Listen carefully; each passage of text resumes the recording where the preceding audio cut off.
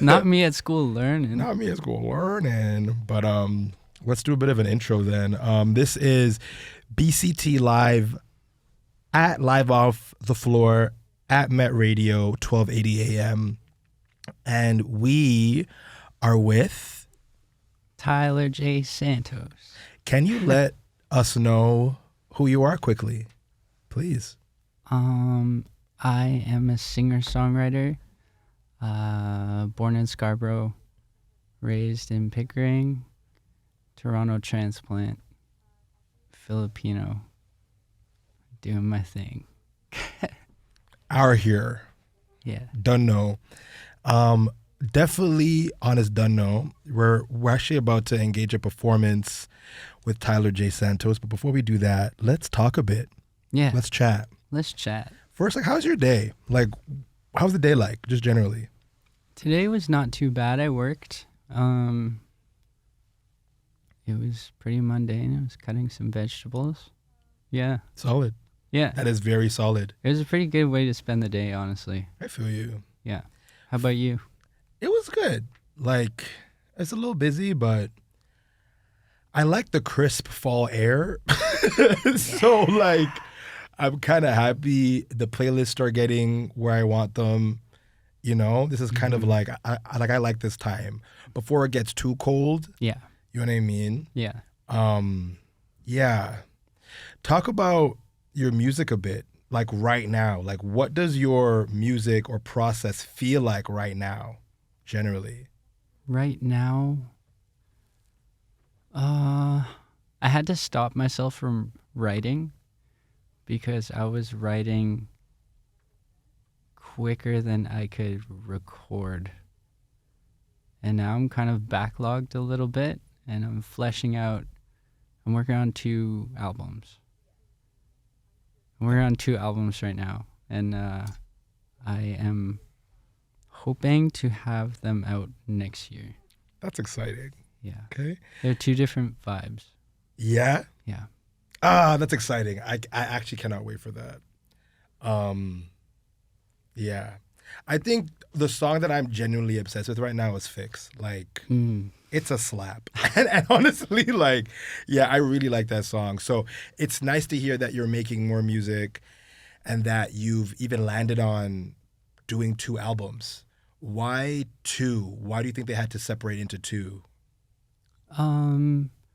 They're telling stories from different parts of my life. Yeah. Yeah. Okay, They're telling stories from different parts of my life, and I feel like they just reveal themselves to me in a way that they felt they like belonged either together or separate, you know? And so I'm kind of just navigating how to approach such an endeavor, you know? I hear that. Do you think your album Still Alive spoke to like that part of your life, or do you feel like these new albums have some of that feeling in here? It's interesting. I don't know if you got a chance to listen to Time Away, my first project. Mm-hmm. When I was writing that, I wrote it with the intention that I would have a sort of release similar to The Weeknd's. Like, it would be a trilogy of a body of work. Right. So technically, like thematically, there's a through line of like grief and heartbreak and all that good stuff. And that doesn't go away. Like, that's a constant. But I think just my outlook on it has evolved. And I feel like my newer works are more honest with where I'm at relationship-wise. Like familial, everything. Everything's kind of been processed through an older Tylor brain. And so, yeah. I feel that. I feel the whole processing through an older self and what that sounds like and what that might produce. I need to go to Time Away. I've been on Still Alive because Still Alive has me in a chokehold. And I honestly like lament, like there's tunes on there that like, I don't think we really talked about that I've genuinely, it's because like we're both from Durham and you're talking about processing grief. And for some reason, it spoke to that part of my life in such a potent way and still does. Like Still Alive and Lament still shows up on playlists to this day. D&D That's beautiful. shows up on playlists to this day. Yeah. You know what I mean? Because it just speaks to that Adrian. And so it's cool to hear that like what's coming next like is you processing from like an older self, because I feel like that too in a way. Yeah. You know, like I'm like my like playlist are changing a bit. Yeah. You know? So that's really cool. That's really cool. Okay, so 2 albums, tunes on there, coming up next year. Do you know like what time next year? And do you feel like, like what time next year? And how do you want to drop them? What do you, or are you not sure? Like, what does that feel like to drop an album? Is it like nerve-wracking a bit? What does that feel like? It is a bit nerve-wracking, but also exciting. Like I think the recording process for me is like completely separate from the writing process. And then there's also a living process, you know? So I like write stuff and then I'll listen to it for months. Right. Almost sometimes years. And I'll be like, okay, how do I feel about this? My relationship changes with the songs. And if that stands the test of time, like it still feels true to me, then that's when I'm like, okay, this is solid. With regards to releasing, right now I'm in my grant bag where I'm like kind of just, I'm Tylor. Please, you know? Run this bread. You mean, yeah. Run it. I promise I'm doing the things that I say I'm doing. I'm doing them. Yeah. No, I feel you. That's actually hilarious. And that will definitely, if you're listening, CCA, OAC, all the good stuff, Factor. Shout out. Yeah, there's my acknowledgement. I'm preemptively acknowledging my acceptance. Yes, let's get these accepted because the tunes are hot. It's manifestation. Support these hot tunes. I'm going to record them regardless, but that would definitely alleviate a lot of things and like kind of, I don't want to say speed it up, but in a way it might speed up the process a little bit. So I'm hoping I plan to release singles in the spring. Is one thing that I'm sure of. Legit. So we can potentially anticipate tunes dropping springtime hot tunes. Which album is Fix going to be on? Do you know yet? Yeah. So, okay. You're not going to say it. Maybe no, you can just it's say, okay. You can say no. and then we can leave it too. No, I'd like to talk about them. I haven't had this opportunity before, actually, so I'm like kind of sitting with this. The album I intend to release first, that is finishing the trilogy of Time Away, Still Alive, is Some Things End.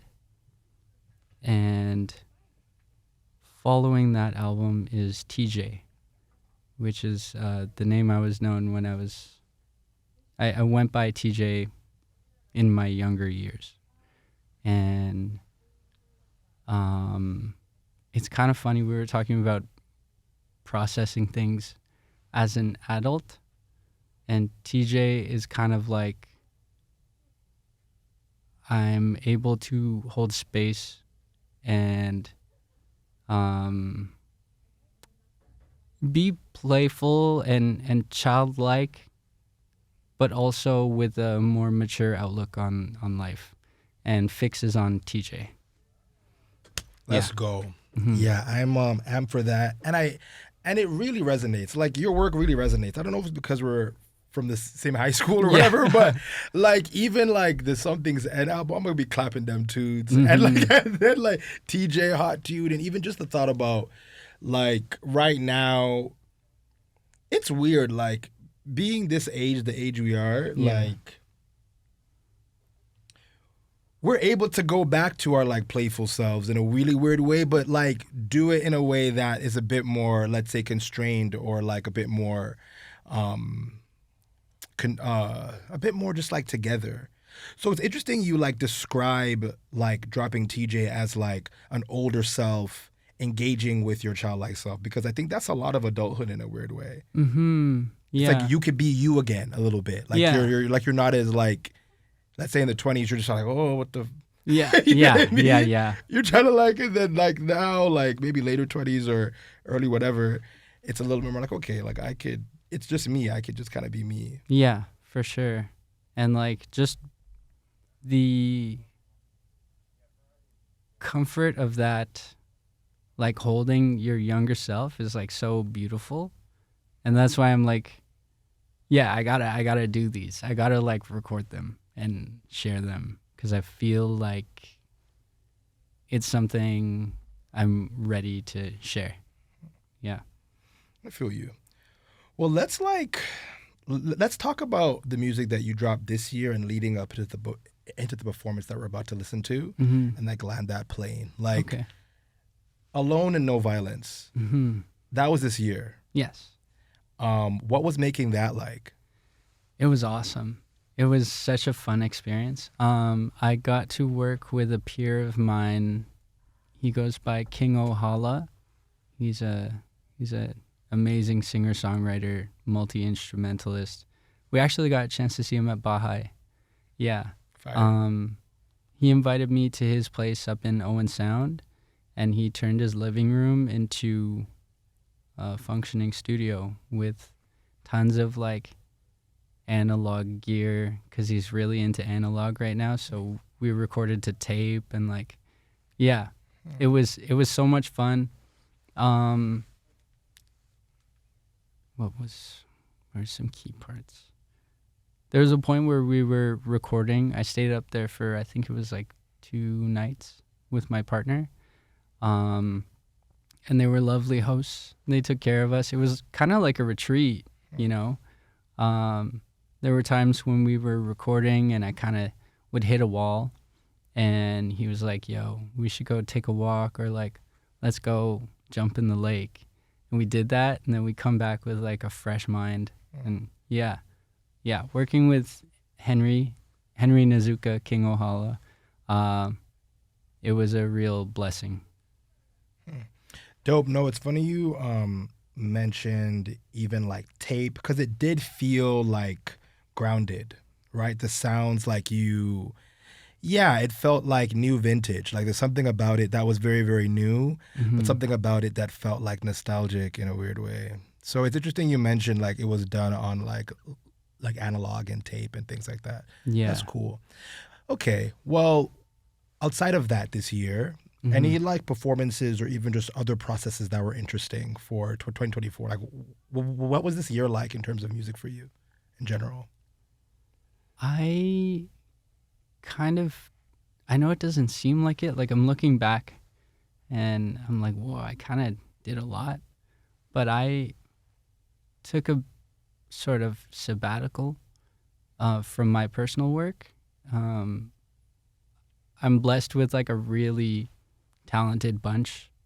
Currently, our name is The Blob because we can't think of a name, and it's just a bunch of like very hardworking, dedicated, friendly, hilarious, talented folk. And we were kind of just creating in a space that is more free. Like, I wasn't too focused on personal project work, and like we would jam, we would rehearse. But one thing that we were spearheading was my friend Mike McPhee. He's releasing his album, I believe, spring next year. but we're pretty much gearing up for that. It's a lot of fun. It goes all over the place. Also, Mike is from Pickering. Shout out. Yeah, PK. shout out Mike. P-Town. Shout out PK. Shout out Mike McPhee. Yeah. Are y'all doing something soon? I think like a live show, right? Yeah, we're playing. Where are we playing? We're playing at Drum on November 25th. Legit. Yeah, it's on a Monday for the industry workers, because usually we get that day off. Legit. Yeah. Solid. That is good. Okay, so the songs that we're about to get into right now, what are they? What 3 songs are we about to hear? So the first song we briefly touched on, it's called Alone, and it was released as a AB release. I thought it was really fun to release things like that. I thought of like how records used to be released to radio, and it would be like A-side, B-side. And so, yeah, Alone, which is off of Some Things End. And the next song I'm gonna play is, I think it's Fix.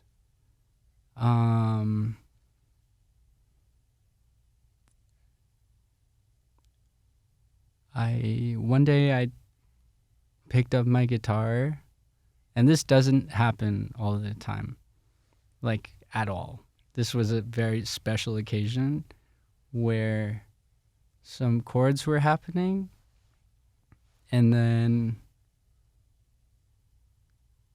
the words fell out of my mouth. And I think that's why it's a lot of the songs I plan to release are not very long.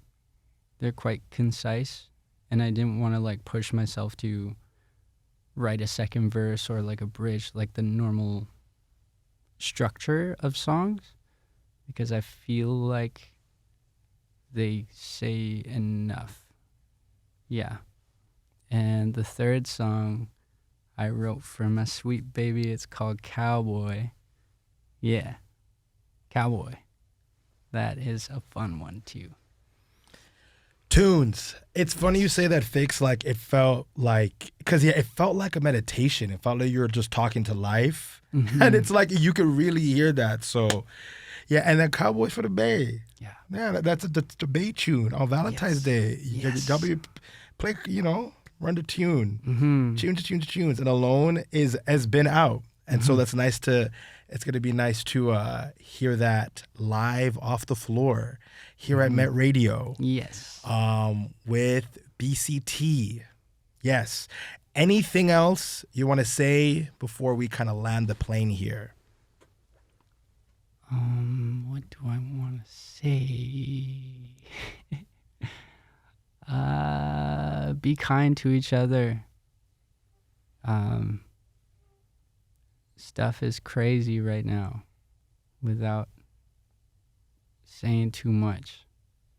Stuff is crazy, and winter's a rigid time, rigid and frigid, and I think that we should all be a little more loving.